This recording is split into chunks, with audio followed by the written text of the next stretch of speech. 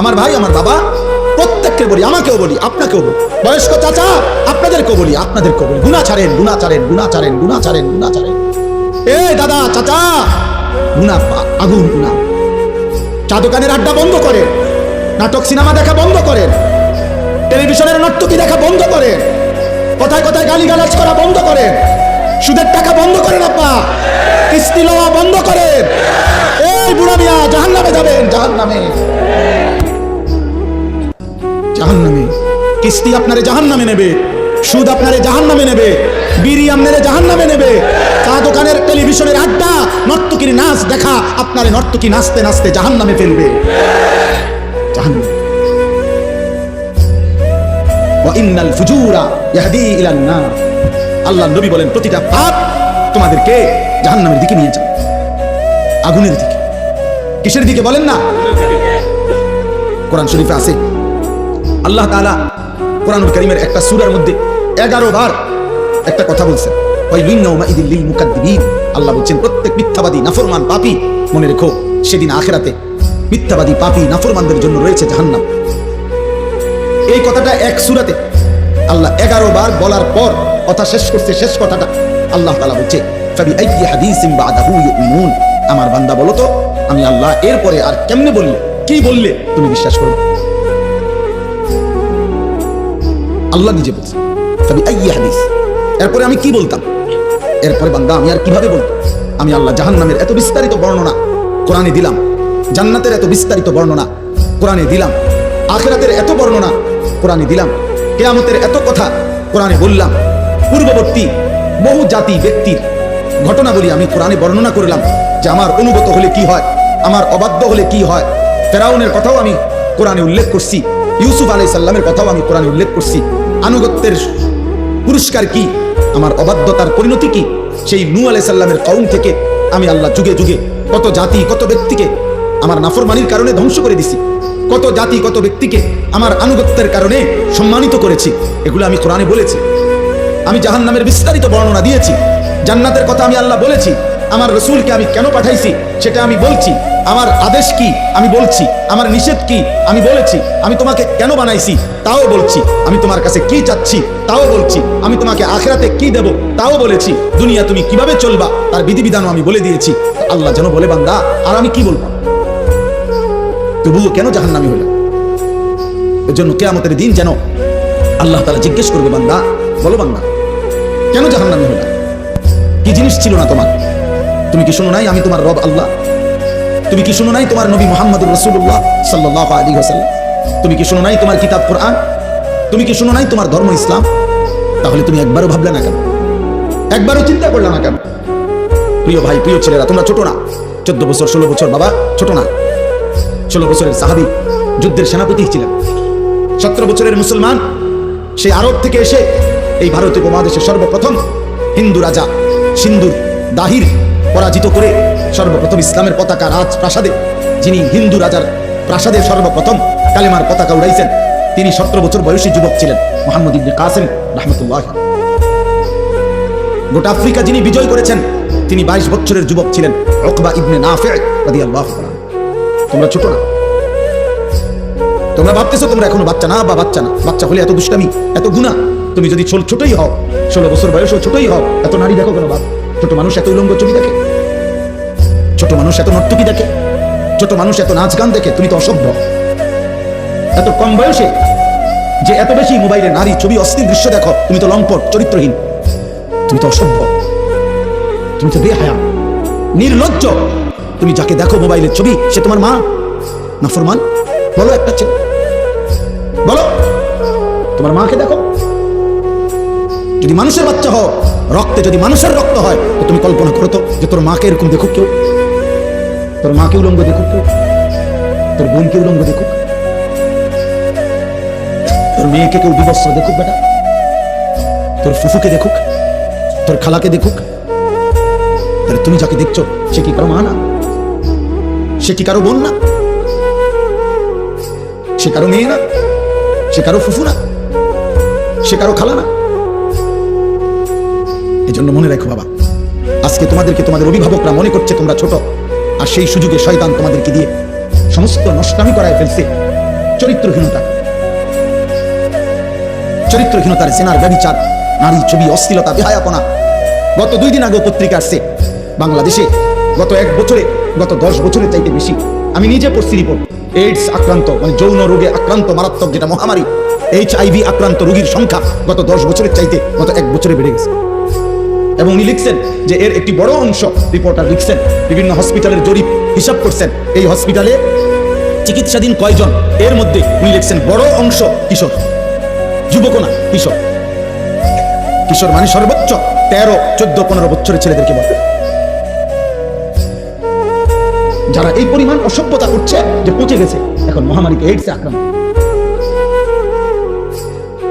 দোস্ত, একদিন ঘুম ভাঙবে, একদিন তুমি জাগবে। পৃথিবী তোমার অপেক্ষায় বসে থাকবে না।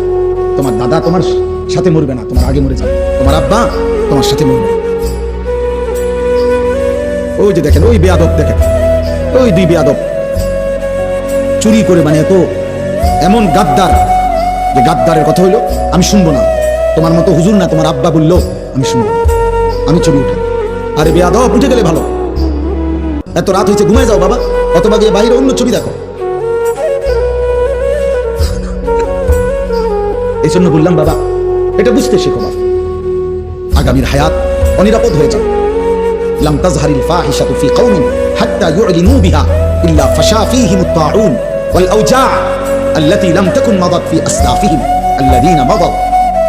নবী সাল্লাল্লাহু আলাইহি ওয়াসাল্লাম বলেন, কোন সম্প্রদায়ের মধ্যে যদি জিনা, ব্যভিচার, নারী পুরুষ ছেলে মেয়ের অবাধ মেলামেশা বেড়ে যায়, খোদার কসম নবী বলছেন, এটা যদি একদম খোলামেলা হয়ে যায়, ব্যাপক হয়ে যায়, আল্লাহ নবী বলেন নিশ্চিত সেই সমাজে মহামারী আসবে, তাউন, এবং এমন রোগ ব্যাধি আসবে যা তোমাদের পূর্ববর্তীদের মধ্যে ছিল না। প্রিয় ভাই, তোমাকে তো বাঁচতে হবে। আমি যে চিৎকার করি দোস্ত, আরে ছেলে তুমি তো বাঁচতে হবে আব্বা। তুমি যদি এমন হইতো যে বিপদে পড়বো আমার পাপের কারণে, আমার দাদা, কারণ আমি তো মরে যাবো আগে, দাদা মরিব পরে, না রে আব্বা, তুমি পড়বা বিপদ।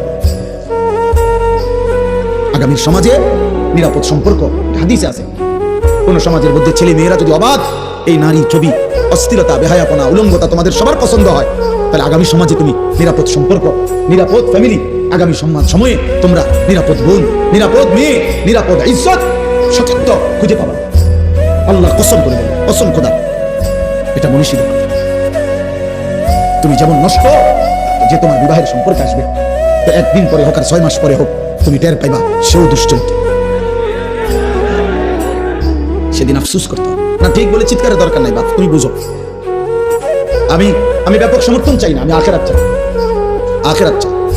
আমি বললাম না, এটা কিতাবে স্পষ্ট আছে। আপনারা যারা বাবারা আছেন, আপনারা খুব বেশি খামখেয়ালি করতেছেন, খুব বেশি। আপনাদের ছেলেরা, এগুলো আপনাদের ছেলে, এই ছেলেগুলো এখানে যারা এখন বসছে, আসছে, এরা নর্থ বেঙ্গল থেকে আসে না, পার্বত্য চট্টগ্রাম থেকে আসে না, খুলনা বরিশাল থেকে আসে না, এরা রংপুর বিভাগ থেকে আসে না, এরা এখানকার আশেপাশে সর্বোচ্চ 10 কিলোমিটার 20 কিলোমিটার জায়গার ছেলে। তো 20 কিলোমিটার জায়গার যদি এখানে 1000 ছেলে হয়, 2000 ছেলে হয়, আপনারা ভাবেন তো এই 2000 ছেলের মধ্যে আপনারা একজন চাচা যারা নামাজ পড়েন, এরকম একজন নামাজি চাচা আপনাদের এলাকার ছেলে, আপনারা এখন দেখেন, দেখলেই আপনি বুঝবেন যে এখানে যদি 2000 ছেলে হয়, কমপক্ষে 1900-1800 ছেলে বেনামাজি। আর যদি মিথ্যা বলি তো তোমরা প্রতিবাদ করো।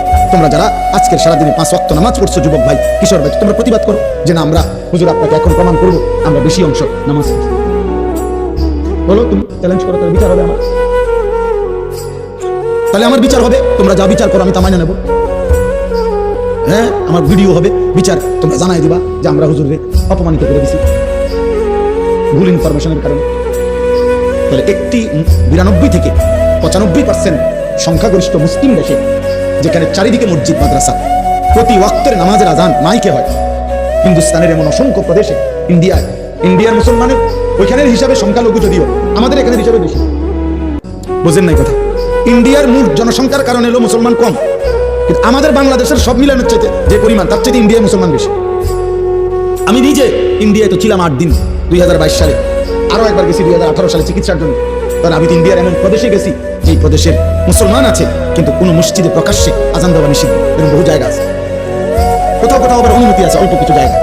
তাইলে বলার উদ্দেশ্য হলো ভাইয়া, যেখানে চারিদিকে মসজিদের মিনারায় আজান হয়, প্রতি ওয়াক্ত নামাজ যদি আমরা কল্পনা করি, কমপক্ষে আমাদের এক একজন ব্যক্তি যেখানেই থাকি আশেপাশের না হয়তো খেয়াল করলে 10টা মসজিদের আজান এতটা কাছাকাছি যে শুনবার কথা, তাহলে প্রতি মসজিদে যদি 4টা করে মাইকের হরণ থাকে, তাহলে 10টা মসজিদে 40টা হরণ একসাথে আজান দিছে।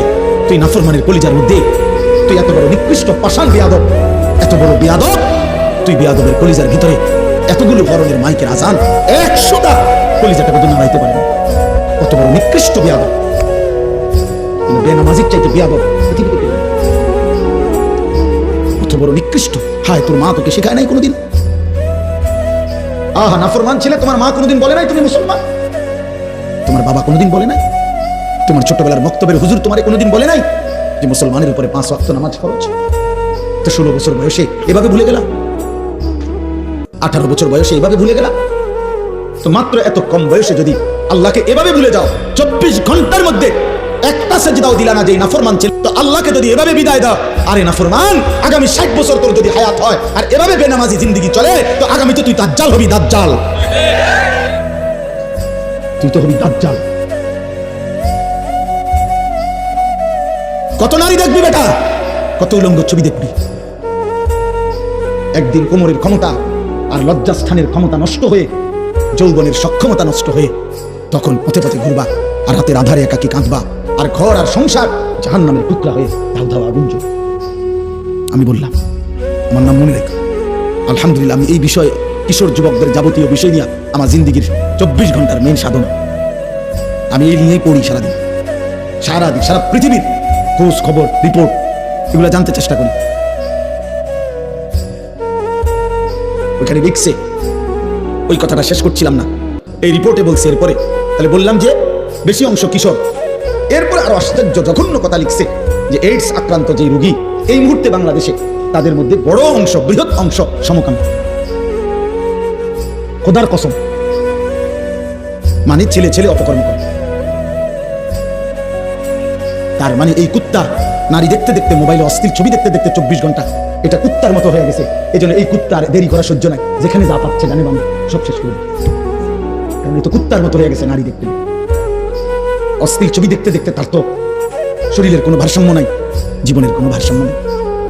ওর মা কিসের আর বাবা কিসের? ওর তো দরকার যৌন চাহিদা পূরণ। ওর আবার ইজ্জত কি, সম্মান কি? কত ওর বাবার ইজ্জত অনেক আগে কোরবান করে দিছে, কারণ ও প্রথম যেদিন চুল রাখছে মুশরিকের মতো, সেদিনে তো সে বলে দিছে, আব্বা আমার বাবা মূলত বেঈমান, তুমি না। প্রথম যেদিন 5 ওয়াক্ত নামাজ একদিন পুরা ছেড়ে দিছে, সেদিনে যায় নাফরমান তার মাকে বলে দিছে, মা আমি মুসলমানের সন্তান না, মা আমি তোমাকে ত্যাগ করলাম। না তো মুসলমানের বাচ্চা কেমনে বেনামাজি হয়? মুসলমানের রক্তে কেমনে এক বেলা নামাজ না পড়ে একটা সেজদাও দিবে না? এত বড় জানোয়ার মুসলমানের ঘরে নালে ঘুমায় কেমনে? বলো মিয়া, এটা মেনে নেই কেমনে? এই কলিজায় মানি কেমনে? যদি কোনো দুনিয়ার মানুষও যদি বলে, বেটা আজকের 24টা ঘন্টা তোদের ভাত মাছ, তোদের ঘর সংসারের জন্য আমি সারাটা সময় শেষ করলাম, আর বিনিময়ে তুই আমার প্রতি একটা কৃতজ্ঞতা, একটা থ্যাংক ইউ দিলি না, তুই মানুষের বাচ্চা নিরে। দুনিয়ার মানুষ বলবে না এরকম? আমি যদি ওনার জন্য আজকের 24টা ঘন্টা আমি ওনার লেগে মনে করেন পরিশ্রম করলাম, বিনিময়ে ওনার মুখে আমি হাসি ফুটাই দিলাম, আর এই নাফরমান লোকটা যদি আমার উপকার থেকে উপকৃত হয়ে আরেকদিকে ফিরে জায়গা, আমার কলিজাটার মধ্যে মানবনি এটা যে কিরে তুই মানুষের বাচ্চা নি, তুই লাগে আমি 24টা ঘন্টা এত কষ্ট করলাম, তুই কি করে করলি? তুই আমার একটা হাসি মুখে বিদায়ও দিলি না, ভদ্রতাও দেখাইলি না। তো মহান আল্লাহ পাক 24 ঘন্টা পরে যেন বলে, এই নাফরমান বান্দা, আজকের এই 24টা ঘন্টায় এত বড় আসমান জমিন, চন্দ্র সূর্য, আলো বাতাস, রোদ বৃষ্টি, খাদ্য খাবার, চোখ নাক কান নিঃশ্বাস, হৃদয়ের স্পন্দন আমি দিয়ে তোকে আমি এত 24টা ঘন্টা লালন পালন করলাম, তোরে আমি আদর করলাম, আমি রব, আমি মালিক, তুই আমার একটা সেজদা দিলি না? তুই মানুষের বাচ্চা। এই জন্য যদি মুসলমান মায়ের ঘরে জন্ম নাও, তো এখন আর রাতে গিয়ে ঘুমায়ও না, আজকের রাতে সেজদা দাও। যদি মায়ের পবিত্র রক্ত, পবিত্র দুধ পান করে থাকো, বুঝছো মিয়া? জীবন জানোয়ারেরও পার হয়, রাত কুত্তারও ভোর হয়, রাত শুক্রেরও ভোর হয়, দিন কুত্তারও সন্ধ্যা হয়। সারাদিনের খাবারের চাহিদা জানোয়ারেরও পূরণ হয়, ঘুমের চাহিদা জানোয়ারেরও পূরণ হয়, থাকার ব্যবস্থাপনা কুত্তাও কোনো জায়গায় বারান্দার মধ্যে, রাস্তার কোনো কিনারায় শুয়েই থাকে, একখানে না একখানে পার হয়ে যায়। জীবন একভাবে না একভাবে পার হয়েই যায় আব্বা। আখেরাত পার হবে না বাপ, আখেরাত পার হবে না আব্বা। অস্থিরতার কারণে আমরা বললাম। কষ্ট পাইবা, হাসলে কিংবা কাঁদলে, সুখে কিংবা দুঃখে মৃত্যু হয়ে যাবে, মরেই যাবো আমরা আজ কিংবা কাল। নাম ঘোষণা হবেই, মাইকে এলান হবেই, আজ সে মরলো, আগামীকাল আমি মরলাম। এমন আমরা কিতাবে পড়ছি, এক বুজুর্গ এক আল্লাহর ওলির একজন মুরিদের সাথে নিয়ে উনি দাঁড়াইয়া ছিলেন রাস্তার পাশে। তো এই সময় একটা লাশের খাটিয়া নিয়া ওইখান দিয়ে মানুষ যাচ্ছিল। তো ওনার মুরিদ ওনার পিসা হুজুরের সামনে বলতেছিল, ওই আল্লাহওয়ালার সামনে, যে ইন্না লিল্লাহি ওয়া ইন্না ইলাইহি রাজিউন। আহারে কার জানি লাশ, আহারে কার জানি জানাজা, সে বলছিল আর কি। কারণ আমরা কিতাবে পড়ছি, ওই বুজুর্গ সাথে সাথে চোখের পানি ফেলে দিয়ে বলছে, হয় তোমার লাশ নয় আমার লাশ। মানে এটা ভাবো, আজ হয়তো তার লাশ, আগামী দিন আমার লাশ, তারপর দিন তোমার লাশ। সিরিয়াল আসবে, নাম ঘোষণা হবেই, আজ না হয়তো। প্রতিদিন প্রিয় ভাই, প্রিয় ছেলে, প্রিয় বাবা, প্রতিদিন তোমার বয়সী যুবক মৃত্যুবরণ করে। প্রতিদিন রোড অ্যাক্সিডেন্টে কিশোর যুবক মারা যায়। প্রতিদিন মোটর সাইকেল অ্যাক্সিডেন্টে কিশোর যুবকের পা ভেঙে যায়। প্রতিদিন কবরে নওজোয়ান দাফন হয়, মাটিতে দাফন হয়, দাফন। এই জন্য মৃত্যু নিশ্চিত। ওয়াজাআত সাকরাতুল মাউত বিল হক। আল্লাহ বলে, বান্দা মনে রেখো, সত্য সত্য মৃত্যুর যন্ত্রণা আসে। ফালাউলা ইযা বালাগাতিল হুলকুম ওয়া আনতুম হিনাইদিন তানদুরুন ওয়া নাহনু আকরাবু ইলাইহি মিনকুম ওয়ালাকিন লা তুবসিরুন।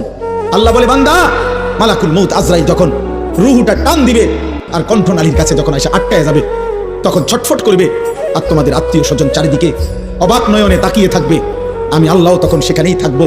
যদি কারো ক্ষমতা থাকে তো তোমাদের ওই মুমূর্ষ মৃত্যু পথযাত্রী ব্যক্তিকে তোমরা নিয়ে নাও, আমি আল্লাহ তাকে এখন মৃত্যু দেব, তোমরা পারলে রেখে দাও। আল্লাহ চ্যালেঞ্জ করে, ফালাউলা ইন কুনতুম গায়রা মাদিনিন।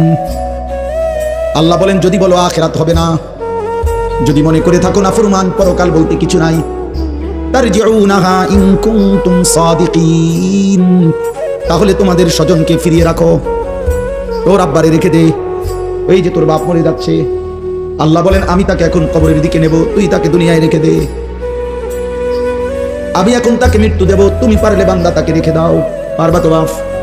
কথা বলে না। হাত্তা ইদা জাআ আহাদাহুমুল মাউত ক্বালা রাব্বিরজিউন। আল্লাহ বলে, যখন নাফরমানের মৃত্যুর সময় হয়, আজরাইল যখন এসে সামনে দাঁড়ায়, তখন নাফরমান চিৎকার দিয়ে বলে, আল্লাহ একটা বারের জন্য আমারে দুনিয়ায় থাকতে দেন, আর কিছুদিন থাকতে দেন। লাআল্লি আমালু সালিহান ফীমা তারাকতু। যে আমলগুলো আল্লাহ ইতিপূর্বে করি নাই, সবগুলো নেক আমল এবার যদি থাকতে পারি করব। কাল্লা, আল্লাহ বলবেন না, কখনোই না। আল্লাহ আমাদেরকে বুঝদান করে। আমার ভাই, আমার বাবা, প্রত্যেককে বলি, আমাকেও বলি, আপনাকেও বলি, বয়স্ক চাচা আপনাদেরকেও বলি, আপনাদেরকেও বলি, গুনাহ ছাড়েন, গুনাহ ছাড়েন, গুনাহ ছাড়েন, গুনাহ ছাড়েন, গুনাহ ছাড়েন। এই দাদা চাচা, গুনাহ আগুন, গুনাহ। চা দোকানের আড্ডা বন্ধ করেন, নাটক সিনেমা দেখা বন্ধ করেন, টেলিভিশনের নর্তকী দেখা বন্ধ করেন, কথায় কথায় গালিগালাজ করা বন্ধ করেন, সুদের টাকা বন্ধ করেন, আব্বা কিস্তি লওয়া বন্ধ করেন। এই বুড়া মিয়া জাহান্নামে যাবেন, জাহান্নামে, জাহান্নামে। কিস্তি আপনারে জাহান্নামে নেবে, সুদ আপনারে জাহান্নামে নেবে, বিড়ি আপনারে জাহান্নামে নেবে, চা দোকানের টেলিভিশনের আড্ডা, নর্তকীর নাচ দেখা আপনারে নর্তকী নাচতে নাচতে জাহান্নামে ফেলবে, জাহান্নাম।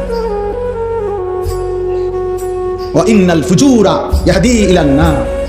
আল্লাহর নবী বলেন, প্রতিটা পাপ তোমাদেরকে জাহান্নামের দিকে নিয়ে যায়, আগুনের দিকে। কিসের দিকে বলেন না? চলেন এবার তরজমা শুনেন, তাইলে কথা শেষ। আলহামদুলিল্লাহ। আল্লাহ তাআলা বলেন, ওয়াকালু আইদা দালালনা ফিল আরদ আইন্না লাফি খালকিন জাদীদ। এই আর 10টা মিনিট, এর ভিতরেই মুনাজাত করে দেব ইনশাআল্লাহ। আল্লাহ তাআলা বলেন, মক্কার কাফেররা, কুরাইশরা নবীজি যখন কালেমার দাওয়াত দিচ্ছিলেন, তখন প্রতি মুহূর্তে নবীজি আখিরাতের কথা বলতেন। এটা বলতেন, আমাদের প্রত্যেকের মৃত্যুর পরে আল্লাহ আমাদেরকে কবর থেকে একদিন নির্দিষ্ট সময়ে হাসরের ময়দানে উঠাবেন। এটা আল্লাহ বলতেন, নবীজি শুনাইতেন। তো মক্কার কাফেররা, কুরাইশরা, তো মক্কার কাফের কুরাইশরা বলতো, মুহাম্মদ যত কিছুই বলো, আমরা যখন মাটির সাথে মিশে যাব, কবরের অন্ধকারে হারিয়ে যাব, আমরা একদিন তো আমাদেরকে পুনরায় নতুন করে সৃষ্টি করে হাসরের ময়দানে উঠাবে। এটা কিভাবে সম্ভব? কিভাবে সম্ভব? অর্থাৎ একটা জিনিস চিন্তা করে দেখেন, একজন ব্যক্তি কবরে, মনে করেন এখানে 500 বছর আগে কবর ছিল, তো 500 বছর পরে মাটি পাবে কই, লাশ পাবে কই, হাড্ডি পাবে কই, চামড়া পাবে কই? হতে পারে ওই জায়গায় এখন খাল হয়ে গেছে, নদী হয়ে গেছে, হতে পারে না এমন? তো আল্লাহর কাছে আল্লাহ বলতেছে এই কাফের বেঈমানরা এই যুক্তি দেখাইতো, এই কথা বলতো আর কি, যে মোহাম্মদ কিভাবে সম্ভব, পাইবে কোথায় আমাদের হাড্ডি গোস্ত? আল্লাহ বলেন, হায় বন্ধু, আমি আল্লাহর ক্ষমতার ব্যাপারে এরা সন্দেহ পোষণ করছে, অথচ আমি জীবন দিলাম, আমি মৃত্যু দিলাম, তাহলে যিনি জন্ম দিলাম, সৃষ্টি করলাম, যেই আমি আল্লাহ আবার মৃত্যু দিলাম, তো সেই আমি আল্লাহ পুনরায় সৃষ্টি করতে পারবো না কেন? এটা তো সহজ কথা।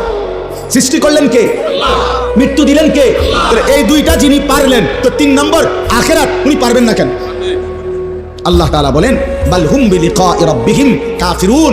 হে বন্ধু, মনে রাখবেন, সমস্ত কাফের মুশরিকদের বক্তব্যের মূল কাহিনী হলো, মূল ঘটনা হলো, তারা আখিরাত বোঝে না, এটা না, আখিরাত বুঝে, বরং ওরা এটা বুঝে যে আখিরাত মেনে নিলে গুনাহ ছেড়ে দিতে হবে, আখিরাত মেনে নিলে আল্লাহর ইবাদত করতে হবে, আখিরাত মেনে নিলে আল্লাহর মুখোমুখি হইতে হবে, আখিরাত মেনে নিলে ফুলসিরাত পার হইতে হবে, আখিরাত মেনে নিলে আমলনামা হাতে নিতে হবে, আখিরাত মেনে নিলে নিজেদের জিন্দেগির অসভ্যতা ছেড়ে দিতে হবে। এই জন্য এগুলো চায় না, পছন্দ করে না, মানে আমার গোলামি করবে না, আমার নাফরমানি ছাড়বে না, এই জন্য বলে আল্লাহ আখিরাত করতে পারবে না। আসল কথা হলো এরাও বোঝে পারবে, কিন্তু এই বাস্তবতা ইচ্ছা করে বুঝেও না বুঝার ভান করে অস্বীকার করে। নাউজুবিল্লাহ।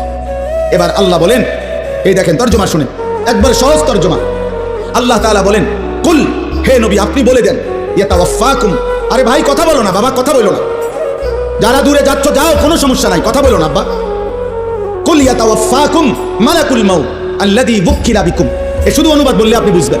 আল্লাহ বলেন, হে নবী আপনি বলে দেন, তোমাদের প্রত্যেককে আমি আল্লাহর পক্ষ থেকে নির্ধারিত ফেরেশতা মালাকুল মউত আজরাইল তোমাদের মৃত্যু ঘটাবেন, জান কবজ করবেন, মানো কিংবা না মানো, ঘুমে থাকো সজাগ থাকো, হাসো কিংবা কাঁদো, রাতে কিংবা দিনে, একাকী কিংবা প্রকাশ্যে, সুখে কিংবা দুঃখে, রাজপ্রাসাদে কিংবা কুড়ে ঘরে, আমি আল্লাহর হুকুমে আজরাইল তোমাকে মৃত্যু ঘটাবে, জান কবজ করবেই করবে কিনা বলেন? মৃত্যু হবে তো? ইতিপূর্বের মানুষগুলোর মৃত্যু হয়েছে তো, তাহলে আমাদের মৃত্যু হবে না কেন? আমার দাদা মরলো কেন, আমি মরবো না কেন? আমার বাপ মরলো কেন, আমি মরবো না কেন? তার মানে পূর্বসূরীরা মারা গেছেন, আমরাও মৃত্যুবরণ করব। সুম্মা ইলা রাব্বিকুম তুরজাউন। আল্লাহ বলেন, অতঃপর তোমাদের সকলকে আমি আল্লাহর সামনে কিয়ামতের দিন একত্র করা হবে। তাইলে এই দুইটা কথা, এটাই মূল কথা। আল্লাহ বলে, বান্দা আজ যেমন চোখে দেখছো মৃত্যু হবে, এটা যেমন চোখে দেখার কারণে মেনে নিচ্ছ, অচিরেই এটাও শোনো আখিরাত হবে, সেটাও চোখে দেখবা, সেদিনও তুমি মানতে চাইবা, আবার আসতে চাইবা, কিন্তু আমি আল্লাহ ফেরত দেব না। এই দেখেন এরপরের আয়াত, আল্লাহ বলেন, ওয়ালাউ তারা ইদিল মুজরিমুনা নাকিসু রুউসিহিম ইনদা রাব্বিহিম। বন্ধু নবী আমার, সেদিন হাসরের ময়দানে দেখবেন, এই আমি আল্লাহ যাদেরকে একত্র করছি, এই নাফরমান পাপীরা, অবাধ্য মুশরিক বেঈমান পাপী, আমার অবাধ্য বান্দারা, আমি আল্লাহর সামনে মাথা নুয়ে লজ্জায় অপমানে দাঁড়িয়ে থাকবে। দাঁড়িয়ে কি করবে? বলবে আল্লাহর কাছে, রব্বানা আবসারনা ওয়াসসামি'না। আল্লাহ আজকে গোটা হাসরের ময়দান আমি নিজ চোখে দেখলাম, ওয়াসসামি'না নিজ কানে সব কথা শুনলাম, ইন্না মুকিনুন আজ আমি পুরো বিশ্বাস করলাম, ফারজি'না না'মাল সালিহান। অতএব এই আখিরাত থেকে, হাসরের ময়দান থেকে আপনি আমারে আরেকবার দুনিয়ায় পাঠান, এবার যদি পাঠান আমি নেক আমল করব। কি শূন্য কি বলা উচিত? সুবহানাল্লাহ। কি লেগে সুবহানাল্লাহ? বুঝেন নাই হিসাবটা? উনি এখন নেক আমল করার সুযোগ চাচ্ছে কখন? আখিরাতে গিয়ে। বলতেছে আজ, ওই যে আমি বললাম আজ আমরা মৃত্যু দেখি, এজন্য মৃত্যুর ব্যাপারে ইয়াকিন আমাদের, সেদিন আখিরাতও আমরা দেখব, হাসরের ময়দানও আমরা দেখব, হাসরের মাঠও আমরা দেখব। আর নাফরমান পাপী আল্লাহর সামনে মাথা নুয়ে বলবে, আল্লাহ সব দেখলাম, সব শুনলাম, মানলাম, আমারে আরেকবার দুনিয়ায় পাঠান, আমি এবার গেলে নেক আমল করব। খোদার কসম আল্লাহ বলবেন, ওয়ালাউ শি'না লাআতাইনা কুল্লা নাফসিন হুদাহা। এই নাফরমান বান্দা, আমি তো ইচ্ছে করলে দুনিয়ায় থাকতেই তোকে বাধ্য করে আমার বন্দিগি করাইতে পারতাম। পারতো? আমাদের এই সবগুলো লোককে নামাজ পড়াইতে, সেজদা দেওয়াইতে আল্লাহ সম্ভব? আল্লাহর পক্ষে আল্লাহ পারবেন? কথা বলেন না। আমরা যারা এক ওয়াক্ত নামাজ পড়ি না, আল্লাহ আমাদের সাথে পারবে তো? আল্লাহ আমাদের উপরে শক্তি প্রয়োগ করলে আমরা সেজদা দিতে বাধ্য হব তো? কিন্তু প্রশ্ন হলো তখন পুরস্কার দিবে কেন? যদি বাধ্যই করে, যদি আল্লাহই বল প্রয়োগ করাইয়া আমার সেজদাই করায়, তো পুরস্কার কিসের আবার?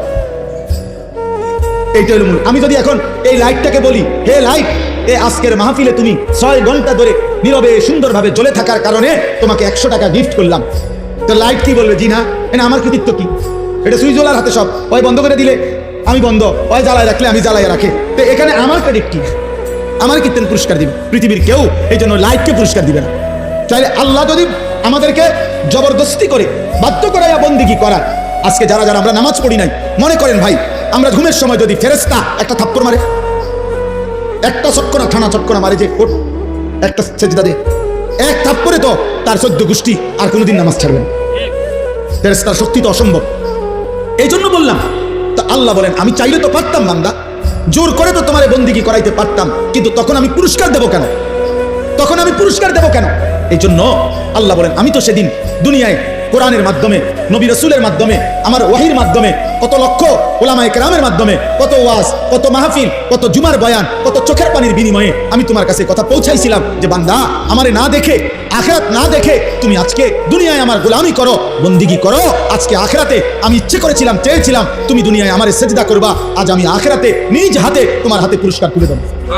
কিন্তু তুমি আমার কথার কদর করলা না, তুমি আমার কথা পাত্তা দিলা না। ওয়ালাকিন হাক্কাল কাউলু মিন্নি লাআমলা আন্না জাহান্নামা মিনাল জিন্নাতি ওয়ান নাসি আজমাইন। অতএব হে নাফরমান, আজ আমার চূড়ান্ত ফয়সালা, আমি আল্লাহ তোমার মতো নিকৃষ্ট নাফরমান বেঈমান মানুষ এবং জিন দিয়ে আমার জাহান্নাম পূর্ণ করব। আজ আমি মাফ করব না, বিচার করব। সেদিন আমি দুনিয়ায় মাফ করতে চেয়েছিলাম, আল্লাহ এখন আমাদেরকে মাফ করবে এ কথা বলছি কিনা? কথা বলেন না কেন? আজকেও মনে করো তোমরা যতগুলো ছেলে, যে কয়জন এখনো আসো, তোমরাও যদি খোদার কসম আল্লাহর উপরে ঈমান ঠিক রেখে শিরিক মুক্ত হয়ে যদি তোমরা তোমাদের পিছনের জিন্দেগির গুনাহ, বেনামাজি জীবন, গুনার জীবন থেকে তওবা করে এক ফোঁটা চোখের পানি ফেলতে পারো, খোদার কসম আল্লাহ বলে আমি তোমার 90 বছরের গুনাহ একসাথে মাফ করে দেব। আসমান পরিমাণ গুনাহ মাফ করে দেব, পাহাড় পরিমাণ গুনাহ মাফ করে দেব, সমুদ্রের ফেনা পরিমাণ গুনাহ মাফ করে দেব। তো আল্লাহ তো এখন মাফ করতে রাজি কিনা? বলে না? আমরা আপনাদেরকে বলছি কিনা? কোরআন বলছে কিনা? নবীজি শুনাইছে কিনা? তো এত কিছুই আপনাদের কল জ্বালাইতে পারলো না। আল্লাহ বলেন সেদিন আমি বলছিলাম তো বান্দা, কিন্তু আজ আমি হাসরের ময়দানে মাফ করব না। আজ তো বিচারের দিন, আজ যার যা প্রাপ্য তাই পাবো, যার যা প্রাপ্য তাই পাবো। আজকে হিসাবে জান্নাত আসলে জান্নাত, হিসাবে জাহান্নাম আসলে জাহান্নাম। আজ ওজনে যা আসে তাই। আজ কোনো কথা নাই, আজ কোনো কথা নাই। এই সর্বশেষ কথা হলো ফাযুকু বিমা নাসিতুম লিকা ইয়াউমিকুম হাদা ইন্না নাসিনাকুম আবাফ। আল্লাহ যখন এই কথাটা বলে ফেলবে, তখন একজন জাহান্নামী ব্যক্তির আর কোনো ভরসা থাকবে না। জাহান্নামী ব্যক্তিকে আল্লাহ সর্বশেষ বলে ফেলবে, হে আমার নাফরমান বান্দা, দুনিয়ার জীবন থাকতে তুমি আমার আখিরাতকে, আজকের এই দিনকে ভুলে গিয়েছিলে, আজ আখিরাতে আমি আল্লাহ তোমাকে ভুলে গেলাম। যাও তোমার বন্ধুদেরকে ডাকো, তোমার যারা মাস্তান বাহিনী সান্দাবাজ তা করে ডাকো, তোমার না সাফাতি আছে, রামদা আছে, ডাকো। ওই যে দেখেন দোস্ত, এটা অসভ্যতা। প্রাপ্তবয়স্ক ছেলে, বালেক ছেলে একজন আরেকজনকে জড়াইয়া ধরা, এটা অসভ্যতা, এটা অশ্লীলতা, এটা বেহায়াপনা, এটা নোংরামি, এটা শাহওয়াতের গোলামি। হাইসো না, তামসা মনে করো না, নিজে নষ্ট করে দিও না। আমি বললাম কমপক্ষে 15 বছর থেকে 14 পরে 15 বছর বয়স যখন ছেলেটার হয়, তখন সে বালেগ হয়, তার বীর্যপাত হয় যে কোনো সময়, তখন সে প্রাপ্তবয়স্ক, তার উপরে গোসল ফরজ হয়, তখন তার ভিতরে যৌন চাহিদা পূর্ণ থাকে। তখন থেকে, সেই থেকে যেই সমস্ত ছেলে পেলে এরকম প্রচন্ড আকর্ষণে একজন আরেকজনকে জড়ায়া ধরে, এটাও সমকামিতার অংশ, এটা গুনার অংশ, এটা ভালোবাসা না, এটা বন্ধুত্ব না, এটা অবৈধ, এটা অসভ্যতা। তুমি তাকে এইভাবে প্রচন্ড ভাবে জড়িয়ে ধরবা কেন? বলবেন আপনি হুজুর একটু বেশি বাড়াবাড়ি না। বাড়াবাড়ি না, তোমার জাহান্নাম থেকে মুক্তি চাও দেওয়া, তোমার ফিরাবার চেষ্টা করা, বাপ ফিরাবার চেষ্টা করা। এই জন্য দুষ্ট কোরআনুল কারীমে আল্লাহ বলছে ওয়ালা তাকরাবুজ জিনা, শুধু জিনা করো না এটা বলে না, আল্লাহ বলছে যত ভাবে হতে পারে জিনা, ব্যভিচার, নিজের এক কথায় লজ্জাস্থানের যেই কোনো গুনাহ হইতে পারে তার কাছেও যেও না। এজন্য কোনো মেয়েকে দেখতে পার আমি তার সাথে জিনা করি নাই না, এটা ধীরে ধীরে তোমাকে জিনার দিকে নিয়ে যাবে, এর সাথে হোক আর অন্য কারোর সাথে। কমপক্ষে না পারলে মন তো চাইবে, কমপক্ষে হারাম কল্পনা তো জাগবে। এই জন্য ভাই একটা ছেলেই বুঝো, আমি বড় আশা নিয়ে বলি, অনেকটা খোলামেলা বলে ফেলি, উদ্দেশ্য আমার একটাই, কেউ ফিরুক, কেউ বদলাক। আজকে বললাম না, মা বাবা সবাই আমরা অভিভাবক শ্রেণী, আহারে আমাদের 14-16 বছরের ছেলে পেলেদেরকে সম্পূর্ণ ওর হাতে ছেড়ে দিছে, ছেলেটাকে পুরোপুরি তার নিজের হাতে তুলে দিছে। বাবা তোমার চুল, তোমার পোশাক, তোমার কোন জামা ভাল লাগে, কোন গেঞ্জি ভাল লাগে, কোন প্যান্ট ভাল লাগে, তুমি খাইবা কি, কাকে পছন্দ করবা, কোন বন্ধুদের সাথে চলবা, বিকালে আড্ডা দিবা কোথায়, রাতে আড্ডা দিবা কোথায়, সবকিছু তোমার পছন্দ। তো your wish your life, your life your wish. তোমার জীবন তোমার পছন্দ, যার সাথে মন চায়, যা মন চায় তুমি নষ্ট হইয়া পচ্চা গল্লা যাও। টাকা লাগলে আব্বার কাছ থেকে নিও, ভাত লাগলে তোমার মার কাছ থেকে গিয়ে খাই, শেষ। পেটে ভুক লাগলে মায়ের রান্না করে রাখছে, আইসো ভাত খাইয়া যাইও। টাকা লাগলে তুমি সত্য বললে পারো, মিথ্যা বললে পারো, আমি আব্বার থেকে টাকা নিয়ে যাও, খালাস। এবার তোমার জীবন তুমি গড়ো।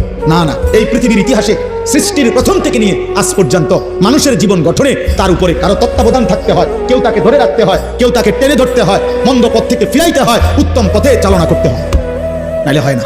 নিজে নিজে মানুষ হয় না, নিজে নিজে জানোয়ার হয়, নিজে নিজে জানোয়ার।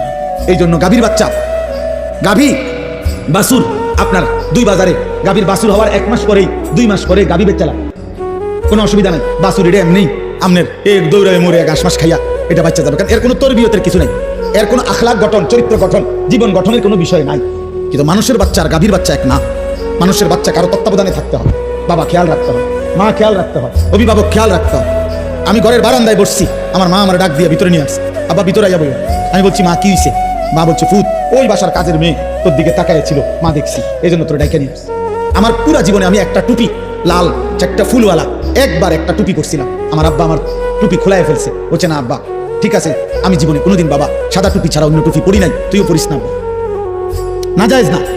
রঙিন টুপি কি নয়, হারাম বলতেছি না, কিন্তু বাবার একটা কি কথা খুলে ফেলছে। আমি জীবনে একবার শুধু একটা পাঞ্জাবি আপনার এই বুতামের কাছে এমব্রয়ডারি করা এদিক দিয়া রেডিমেড একটা পাঞ্জাবি কিনছিলাম।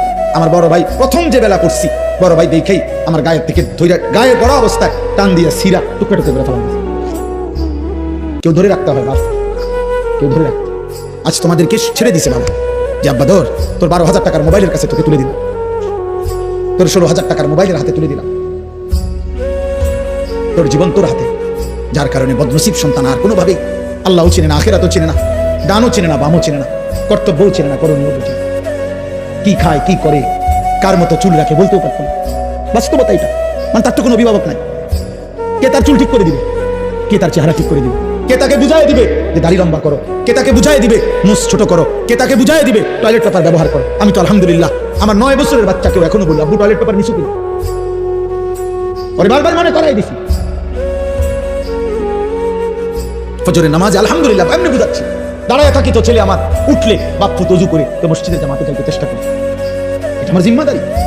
আপনাদেরকে কিছু বলা, এটা যদি আমার দায়িত্ব হয়, আমার সন্তানকে ঈমান আমল শিখানো, আমার বিবির ঈমান আমলের দিকে নজর রাখা, আমার মেয়ের ঈমান আমলের দিকে নজর রাখা, খোদার কসম এটা আমার আপনাদের চাইতে বেশি দায়িত্ব। আপনাদেরকে বলা এটার চাইতে ওইটা আমার কি বেশি দায়িত্ব। অতএব শেষ কথা এটাই, আযুকু আযাবাল খুলদি বিমা কুনতুম তা'মালুন। আল্লাহ বলে বান্দা সেদিন তুমি আমাকে ভুলে গেছিলে, আজ আখিরাতে আমি তোমাকে ভুলে গেলাম। অতএব অনন্তকালের জন্য আযাবাল খুলদ, খুলদ মানে অনন্তকাল, অনন্তকালের জন্য তুমি তোমার মন্দ কর্ম নাফরমানির বদলায় জাহান্নামের আযাব ভোগ করতে থাকো। যা নাফর, আজ তোকে আমি চিনি, যা এবার তোর কোন বাপ থাকলে তুই বল গিয়া তোর বাপের সুপারিশ করতে, যা তোকে জাহান্নাম থেকে বাঁচে। আল্লাহ যদি কারো জাহান্নামের ফয়সালা দেয় এটা ফিরাবে কে? নবী তো সুপারিশ করবে, নবী ফয়সালা দেবে না। আপনি না বুঝলে আবার জিগায়েন, বালা হুজুরে বুঝের হুজুরে জিজ্ঞাসা করবে, বুঝ মানে আলেমকে। নবী সাল্লাল্লাহু আলাইহি সাল্লাম সুপারিশ করবে, সুপারিশ মানে ফয়সালা, সুপারিশ মানে আবেদন, আবেদন। দরখাস্ত মানে ফয়সালা, দরখাস্ত কারো কাছে দিতে হয়, অন্য কেউ এটা কি করে মঞ্জুর করে। নবী তো সুপারিশ করবে, ফয়সালা দেবে কে? আল্লাহ, আল্লাহ। এই জন্য নবীজিকে আল্লাহ বলছে বন্ধু এই পরিমাণ আমি জাহান্নাম থেকে মুক্তি দেব, আপনার উম্মত জান্নাতে আমি এত বেশি পরিমাণ দেব আপনার মুখে হাসি ফুটবে, আপনারে খুশি করাবো, আপনারে নারাজ করবো না।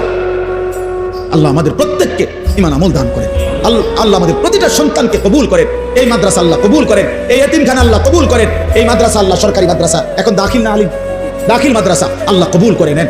আলহামদুলিল্লাহ আমার ভাই হাফিজ ইয়াসিন ভাই, মৌলানা ইয়াসিন ভাই দীর্ঘদিন যাবত এই মাদ্রাসা হেফজখানা নিয়ে মেহনত করছে।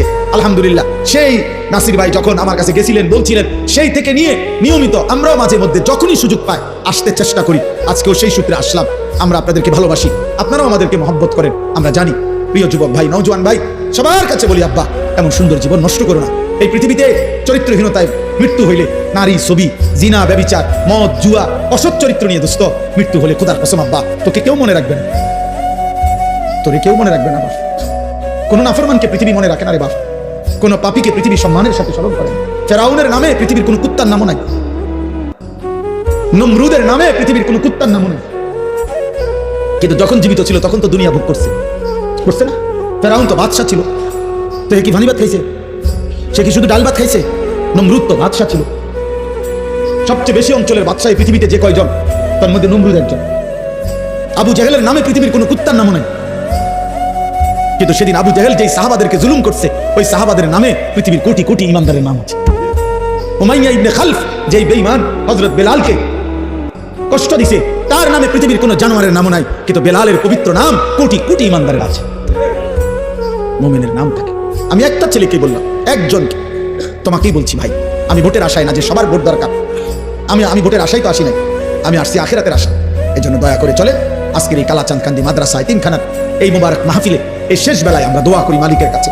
আর প্রত্যেকটা ভাই, যুবক, কিশোর, বয়স্ক বাবা, নিজ নিজ ঈমান আমল আখিরাতের জন্য, গুনাহ ছেড়ে দেওয়ার জন্য আমরা দোয়া করি। ছেলেরা তুমি ফিকির করো, আল্লাহ বরকত দেবে ইনশাআল্লাহ। প্রতিদিন আমি আশার খবর বলি, প্রতিদিন এই গুনার রাজ্যে, গুনার এই সয়লাবের মধ্যে প্রতিদিন উল্লেখযোগ্য পরিমাণ ছেলে পেলে, কিশোর, যুবক, মুসলিম প্রত্যেকদিন আলহামদুলিল্লাহ বাংলার জমিনে গুনাহ আর অসভ্যতা ছেড়ে দিয়ে আল্লাহর পথে ফিরতেছে আলহামদুলিল্লাহ। এমন ছেলের খবর যদি তোমার দরকার হয় আমার সাথে যোগাযোগ করো, আমি শোনাবো ইনশাআল্লাহ। আমি নাম দেবো, ঠিকানা দেবো, তুমি দেখে আইসো। যে ছিল চরিত্রহীন সে এখন ইমানদার, যে মেয়ে ছাড়া নারী ছাড়া বুঝতো না সে এখন পাক্কা তাহাজ্জুদের রাত গভীরে চোখের পানি ফেলে সেজদা। মনে করো না 2-4 জন ফালতু লোকের কারণে, 2-4 জন চরিত্রহীনের কারণে পৃথিবী ইসলাম আটকায় যাবে না। বাপ, ইসলাম আছে, ইসলাম থাকবে, আল্লাহর দ্বীন থাকবে। আবু জাহেল সেদিন বিরোধিতা করছে, আবু জাহেল নাই, ইসলাম আছে। আবু লাহাব নাই, ইসলাম আছে, আছে না? এজন্য আমাদের কেউ যদি না মানি, এ কারণে ইসলাম ঠকবে না, দ্বীন ঠকবে না, আল্লাহর কোরআন ঠকবে না। কে ঠকবে? আমরা, আমি ঠকবো। আল্লাহ আমাদেরকে মাফ করে দেন। আমার জন্য দোয়া করবেন, আমার মাদ্রাসার জন্য দোয়া করবেন। আমার যে ছোট্ট মাদ্রাসা কুমিল্লা ক্যান্টনমেন্ট ময়নামতি সাহেবের বাজার, প্রতি মাসের দ্বিতীয় শনিবার মাসিক ইসলাহি মাহফিল হয়। আগামী শনিবার 13ই ডিসেম্বর ইনশাআল্লাহ সকাল 10টা থেকে 12:30 পর্যন্ত মহিলাদের জন্য বয়ান হয়। আসর থেকে এশা পুরুষদের জন্য বয়ান হয়। ছেলেদেরও দাওয়াত দিলাম, বাবাদের কারো সুযোগ থাকলে যাওয়ার চেষ্টা করবেন। আমার একটা দোয়া চাই বিশেষভাবে, আমি একটা 1 মিনিটে বলি। আমার জীবনের একটা বড় স্বপ্ন, মুসলিম কিশোর যুবক ছেলেরা আল্লাহর দিকে ফিরবে, আল্লাহর দিকে ব্যাপকভাবে ফিরবে, নামাজি হবে, আগামী দিনে ইনশাআল্লাহ মাহদির পক্ষে লড়বে, এমন একটা স্বপ্ন আশা নিয়ে মুসলিম কিশোর যুবকরা যেন ব্যাপকভাবে ওযু, নামাজ, ঈমান, আমল, আখলাক, চরিত্র শিখতে পারে। এজন্য আমি একটা ভিন্ন উদ্যোগে আমার মাদ্রাসায় 118 শতক জায়গা একসাথে আমি কিনছি, প্রায় 2.5 কোটি টাকার উপরে জায়গার দাম, মাটির দাম। একটা উদ্দেশ্য, এই স্কুল, কলেজ, ইউনিভার্সিটি সহ সর্বস্তরের মুসলমান যেন বছরের যেই কোনো দিন, যার যেটুকু সময় আছে, এটুকু সময় যখনই আসবে কিছু না কিছু দিন শিখবে। ওযু, নামাজ, সূরা, কেরাত, দোয়া, কালাম, এরকম একটা আশা নিয়ে আমি একটা পূর্ণাঙ্গ বড় মাদ্রাসা করতে চাই। আমার স্লোগান, যে আসবে যখন দিন শিখবে তখন, যার সময় যতক্ষণ দিন শিখবে ততক্ষণ। শুক্রবার অনেকের ছুটি আছে, শনিবার অনেকের ছুটি আছে, কোনো পরীক্ষায় বন্ধ আছে, সে ওযু শিখুক, নামাজ শিখুক। আলহামদুলিল্লাহ আমরা গত এই 1 বছরে আপনার 2 বার আমরা স্কুলের ছেলেদের জন্য আমাদের মাদ্রাসায় কোর্স করাইছি। এই পর্যন্ত প্রায় 450 ছেলে, না 350, 150, 500 ছেলে মোট এই পর্যন্ত আলহামদুলিল্লাহ 2 বারে আমাদের 30-32 জন ওস্তাদের কাছে 3 দিন লাগাতার থাইকা আমাদের মাদ্রাসা যখন বন্ধ দেয়, এই বন্ধের সময় আমরা 3 দিনের আয়োজন করি। এই বন্ধে আপনার আলহামদুলিল্লাহ ওযু, নামাজ, সূরা, কেরাত, 4টা সূরা, প্রয়োজন পরিমাণ কিছু সুন্নত আমল, ওযু, ইস্তেঞ্জা, টয়লেট, বাথরুম, ঢিলা, কুলুত, পাক নাফাকের কিছু মাসআলা আমরা তাকে দিবারাত্রি প্রতিদিন 11 ঘন্টা করে কোর্সের মাধ্যমে 3 দিন লাগায়া শিখাইছি। আলহামদুলিল্লাহ, আলহামদুলিল্লাহ, আলহামদুলিল্লাহ। ফজর ক্যাম্পেইনের কাজ করি আমরা সারা বাংলাদেশ জুড়ে। আমাদের একটা স্বপ্ন যে ফজরের নামাজে মুসল্লি বাড়বে, কিশোর যুবক ফজরের নামাজ পড়বে, এটার একটা ক্যাম্পেইন করি, মানে প্রচারণা করি। আলহামদুলিল্লাহ, যে একটা যুবক সিদ্ধান্ত নিবে যে সে নিজে ফজর পড়বে, আরো সাথীদেরকে একজনকে সে ফজরের নামাজের জন্য ডাকবে। আমার একটা উদ্দেশ্য হলো এই যে আমি এটা দেখলাম, ইমাম সমাজের জাগ্রত নাগরিক স্বজন, এই যারাই আয়োজন করেছেন, এটা আপনাদের কাছে আমার অনুরোধ, মানুষের কল্যাণ করতে হয় 2 ভাবে। এক হলো আর্থিক সেবামূলক কল্যাণ, আরেকটা হলো জীবন পরিবর্তন, আখিরাতমূলক কল্যাণ। একটি মুসলিম সংগঠন যেই হোক, যেখানে হোক, তাদের প্রথম দায়িত্ব হলো মুসলমানদের ঈমান, আমল, আখিরাতমুখী জীবন গঠনের কোনো না কোনো চেষ্টা করা। আর দ্বিতীয় দায়িত্ব হলো তাদেরকে সেবামূলক অসহায়, গরিব, এতিম, দুস্থ, বিপদগ্রস্ত, বন্যার্থ, যে কোনো ক্ষেত্রে তাদের পাশে দাঁড়ানো, আর্থিক সহযোগিতা করা, এটা একটা দায়িত্ব। আর জীবন পরিবর্তন একটা দায়িত্ব। এই জন্য এই ফজর ক্যাম্পেইনের কাজ আপনারা করতে পারেন। আলহামদুলিল্লাহ, যে একটা যুবক একজন যুবককে ডাকবে, তুমিও পড়বা, তুমি তোমার একজন বন্ধুকে ফজরের নামাজের জন্য উঠাইবা।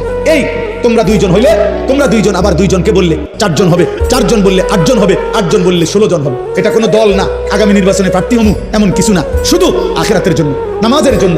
এটা আমি অনুরোধ করলাম। আমার অনুরোধ, আমরা প্রত্যেকে আখিরাতমুখী ভালো কাজের সাথে অংশগ্রহণ করব ইনশাআল্লাহ। আমার ওই মাদ্রাসার এই বিশাল জায়গা, আলহামদুলিল্লাহ, এটার জন্য দোয়া করবেন।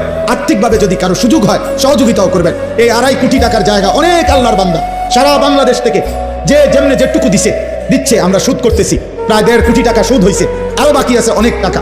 4200 টাকা এক মুসল্লা পরিমাণ, নামাজের জায়নামাজ পরিমাণ জমির মূল্য।